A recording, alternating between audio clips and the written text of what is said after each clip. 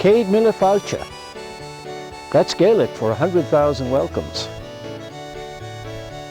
I'd like to welcome you to this edition of Let's Visit. And today we're visiting Ireland. So stay with us and hopefully we'll have a great show for you.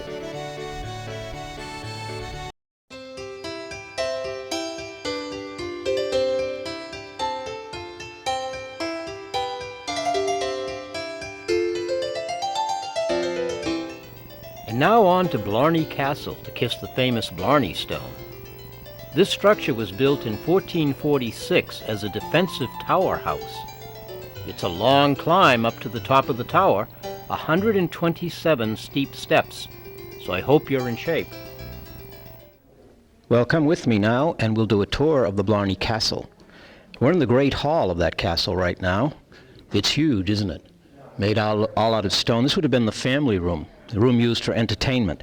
They would have put big carpets all over the walls to try to insulate it, and maybe heat it a little bit, although not a lot, by this huge chimney fireplace over here.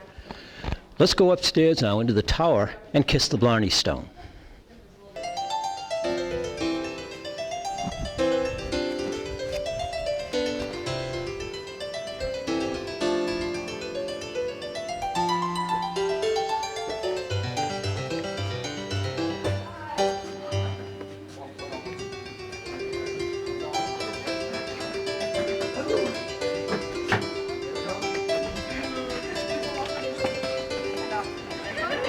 Oh non. Je sais que non, c'est lui qui me met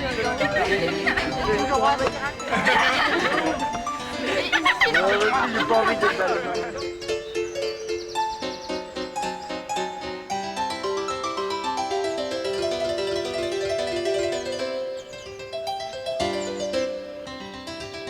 Well, how long have you been doing this kind of work? 20 years, sir. You've been hanging off the edge of a castle for 20 years? That's right, sir. What's your name? Dennis McCarthy. That sounds Irish. Oh, it's quite Irish, sir. It couldn't be more Irish, I can tell you. I see. Well, you're going to be on Cape Cod television, back in the States. And what is your actual job here at the castle? Well, it is very hard to define my job, sir. I suppose I like to put it on myself as a lady holder. A lady holder. Isn't that nice, isn't it? That's a nice job. And very pleasant job, I can tell you. Very pleasant job, yes. Any real heavy ladies? Oh, sure, yes. But I don't mind how heavy, sir. Heavy or light, I like them all. All right, so you drop them over the edge. That's right. They lie backwards and catch the bars, and they kiss that stone down there. And what is that? That's the famous Blarney Stone. That's the famous Blarney Stone that was brought from the Wailing Wall of Jerusalem in 1476, during the time of the Crusades. Amazing. They placed it on the two pillars before they completed the outer wall. Hence, they had to leave it there ever since. That was actually only brought as an emblem, sir. Oh. Now, years later, this castle was occupied by the McCarthy family. The McCarthys. That sounds familiar. Yeah, sure. Yeah. And Cormac McCarthy was a very brilliant man, but over a period of years, he developed a speech impediment. Uh-huh. And before the manor house was built out here, at the other side of the castle, which was built in 1825, this was built in 1446 and completed in 1476. Uh-huh. A lot of the local people used to walk around the lake, and one evening Cormac heard the cry of an old lady who slipped into the lake and she was drowning. Oh my. And he saved her. Uh-huh. And in thanks for saving her life, she granted him a wish. He wished the stammer could be made perfect. She knew that stone came from Jerusalem. That's documented in Trinity College in Dublin. Mm-hmm. When she recovered, she brought him over and she pointed out that stone to him and she said, Cormac, go kiss the stone that came from Jerusalem. And legend has it, when he kissed that stone, his speech was made perfect. Amazing. And that's what started the Kissy the Blarney Stone. You get the gift of eloquence. Very the good. Gift of the gab. You certainly have that. So if you went to the pub now after kissing that and had a few drinks, you'd have no problem in talking then, sir, I can tell you. Hey, thanks an awful lot, Like us Irish. Sir. Nice meeting you. Nice meeting you, sir. Nice meeting you, sir, too. Bye now. Bye-bye. Thanks a lot. No problem. I think you've done that before. Yes, a few times. Ici, c'est une famille.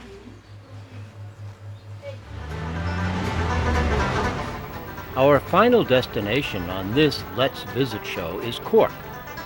Cork City is the Irish Republic's second largest city and is a major metropolis of Southern Ireland.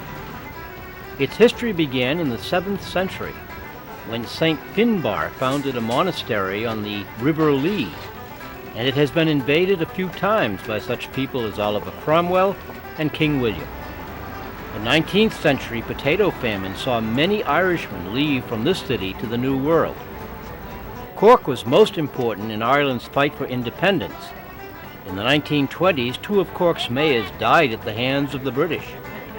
Much of the town was burned down by the infamous Black and Tan, as the British troops were called. Although I can't prove it, I do believe that this is the city that my ancestors came from. So it's kind of interesting for me.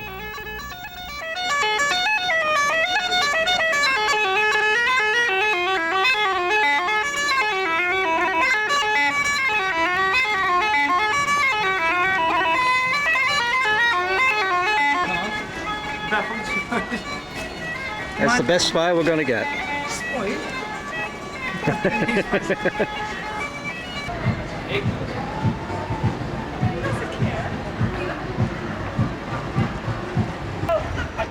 The downtown of Cork is a lively place, always hosting a multitude of street entertainers to please the shoppers. Close enough. Stay there, don't move. Now, one from you. Okay, don't move now. Here we go. I like comments. Have a. Beautiful. Nice.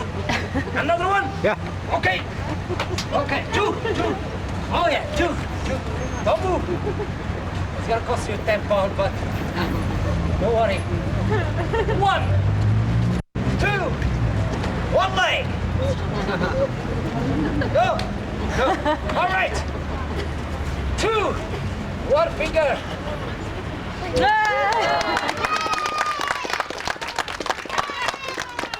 You like that one? Go hold it.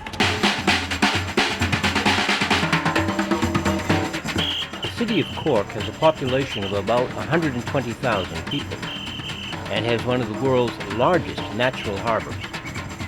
St. Patrick's Street is the main street of the city.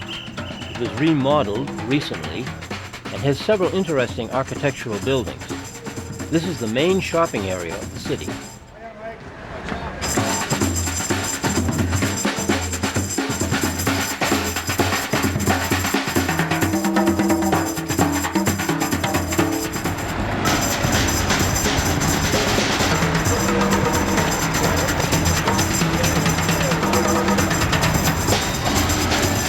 The second largest brewery of Ireland was Murphy's in the city of Cork, but that great institution has recently been bought out by the Heineken Company.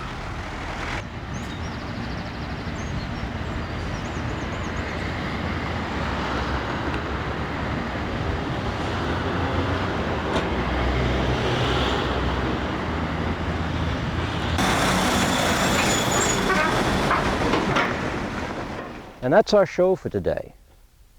I hope you've enjoyed watching a little bit of the greenery of Ireland. A wonderful country to visit. Until our next show then, this is Dave Welsh, your host, saying au revoir.